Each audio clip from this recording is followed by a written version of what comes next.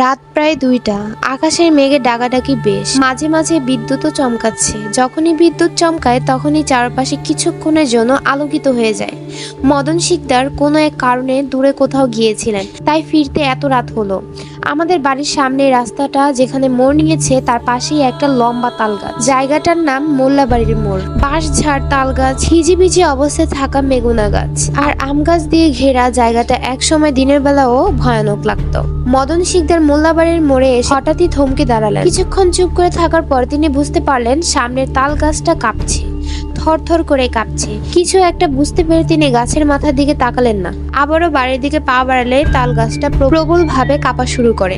হঠাৎই মদন শিকদারের উপর কেউ যেন প্রস্রাব করে দেয়। উটকো গন্ধযুক্ত তরলে মদন শিকদারের শরীর ভিজে যায়। মদন শিকদার এক দৌড় দিয়ে বাড়ি এসে পড়ে।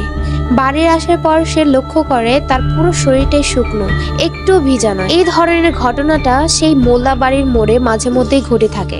মোল্লাবাড়ির সেই মোড় থেকে একটু আগে রাস্তার বাম পাশে বড় একটা আম গাছ, জিয়া বড় বড় আম ধরতো সেই গাছে। আষাঢ় মাসে ঝড়ে যখন আম কুড়াতে যেতাম, বড় আম মাথায় পড়ে অনেকেই বেশ ব্যথা পেত।